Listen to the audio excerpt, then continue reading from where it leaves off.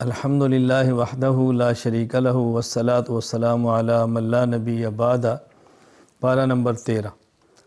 پارہ نمبر 13 کے آغاز میں حضرت یوسف علیہ السلام کا قصہ چل رہا تھا کہ حضرت یوسف علیہ السلام کو جب بادشاہ مصر نے بلایا اپنے پاس، ان کی بات سنی تو انہوں نے کہا آج کے بعد آپ ہمارے پاس بطور ایک ذمہ دار، امانت دار اور صاحب منصب کی حیثیت سے رہیں گے۔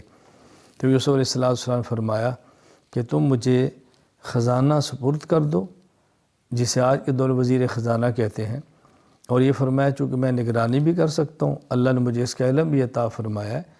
اور یہ یوسف علیہ السلام کا عہدہ مانگنا اس وجہ سے تھا کوئی اور نہ اہل لے گا تو ضائع نہ کر دے، اس لیے، ورنہ نبی کو عہدے سے کیا غرض، پیغمبر کو تو اس کی ضرورت ہی نہیں ہے، خود نبوت کا عہدہ تمام عہدوں سے بڑھ کر ہوتا ہے۔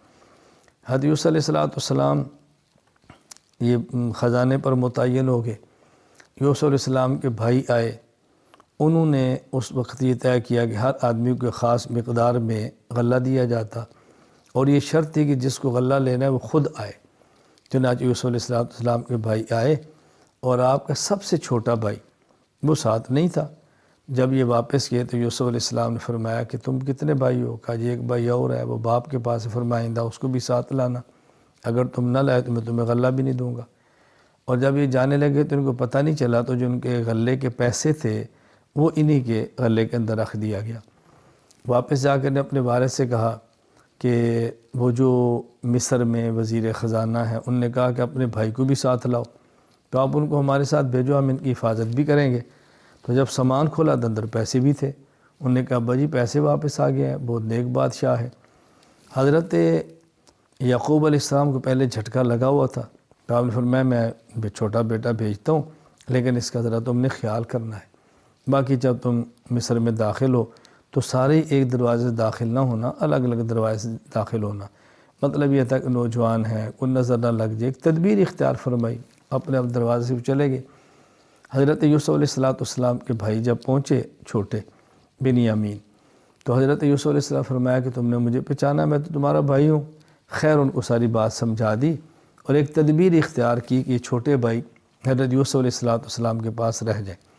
جب یہ لوگ واپس جانے لگے تو وہ پیمانہ جس سے غلے کو جس سے غلہ دیتے تھے وہ ناپ کے، تو وہ پیمانہ حضرت یوسف علیہ السلام کے فرمانے پہ ان کو چھوٹے بھائی کے غلے کے اندر رکھ دیا گیا۔ جب یہ چلے تو ایک شخص نے اعلان کیا حکومت کی طرف سے بھی ہمارا وہ برتن تھا وہ چوری ہو گیا، تو ہمیں تلاشی دو۔ انہوں نے کہا ہم تو چور نہیں ہیں، کہ اگر تمہارے سامان میں برآمد ہوا تو پھر؟ انہوں نے کہا نکل آیا، تو ہمارا اصول یہ ہے کہ جو چوری جیسے سامان برآمد ہوتا ہے اسی کو پہ رکھتے ہیں۔ تو اسی طرح کیا، خیر پہلے باقی بھائیوں کا سامان دیکھا، پھر ان کا دیکھا، بنیامین کے سامان سے وہ پیمانہ نکل آیا۔ تو ان نے کہا کہ آپ ایسا کریں، اس جگہ کو ہمیں رکھ لیں، ہمارے والد بوڑھے ہیں وہ پریشان ہوں گے، تو آپ ان کو چھوڑ دیں۔ تو یوسف علیہ السلام فرمایا بھی ہم کیسے ظلم کر سکتے ہیں، تو جیسے چیز برآمد ہوگی اسی کو رکھا جائے گا۔ خیر رکھ دیا گیا۔ یہ واپس چل پڑے تو ان کے سب سے بڑے بھائی یہودا نے کہا کہ تم جاؤ، میں تو نہیں جا سکتا، پہلے باپ کو بہت چوٹ لگی ہے، باقی اگر والد کو شبہ ہو کہ ہم نے زیادتی کی ہے تو انہیں کہنے ساتھ قافلے والوں سے پوچھ لیں، ہمارا کوئی قصور نہیں ہے۔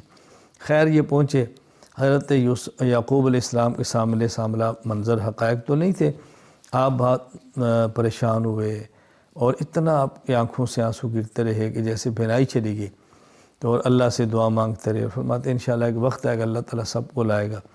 تو یہ لوگ پھر جب ابھی قحط تھا، غلہ کم تھا، تو پھر گئے غلہ لینے کے لیے، یوسف علیہ السلام کے پاس پہنچے تو یوسف علیہ السلام نے ان کو فرمایا کہ تم نے پہچانا میں کون ہوں، یا وہ کیا معاملہ ہے تمہارا، جو ان کے احوال پوچھے تو ان نے کہا کیا تو یوسف تو نہیں ہے؟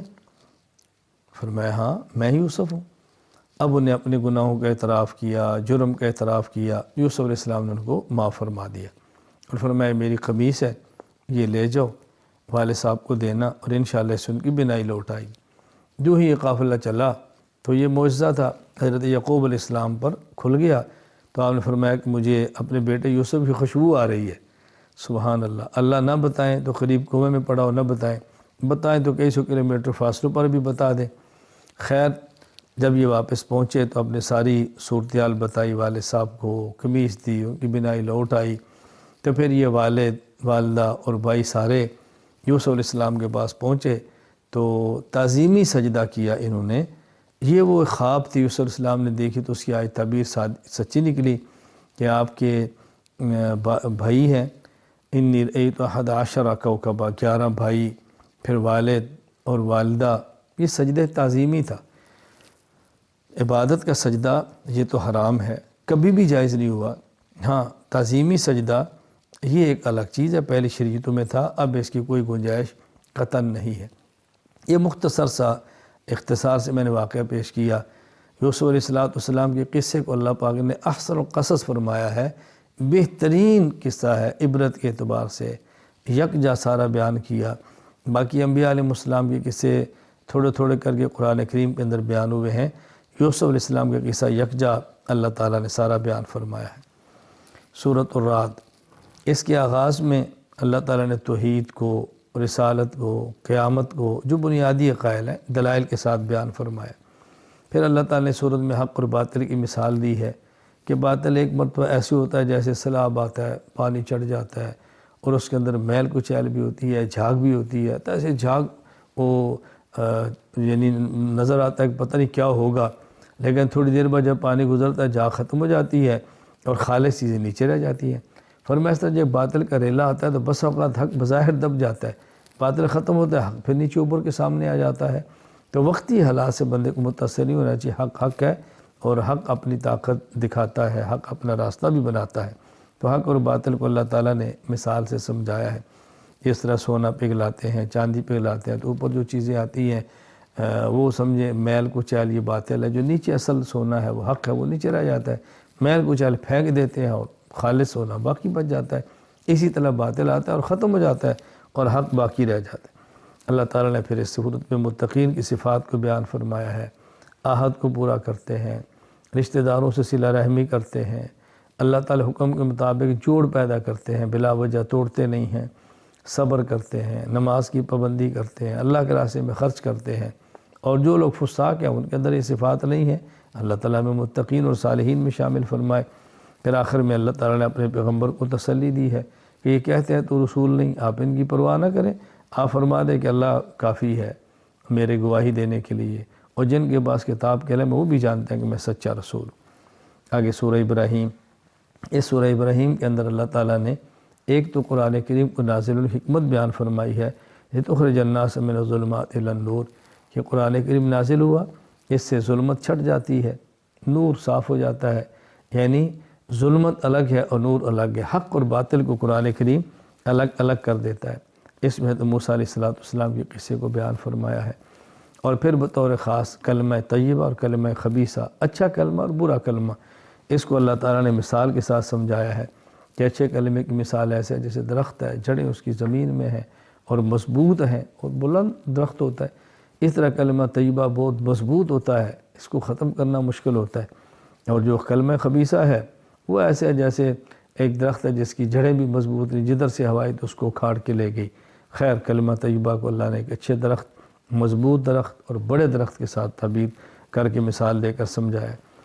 اس پارے کے آخر میں اللہ تعالیٰ نے ابراہیم علیہ السلام کی دعا کا ذکر کیا، جب آپ اپنے بیٹے اسماعیل اور اپنی بیوی ہاجرہ کو چھوڑ کے کعبہ میں گئے تو دعا مانگی ہے، اے اللہ کریم یہاں پہ ان کو رزق دے دینا، اللہ کریم امن کا گہوارہ بنا دینا، میرے ماننے والے ہیں جو میری اولاد ہے، اے اللہ ان کے اوپر اپنا خاص کرم فرمانا۔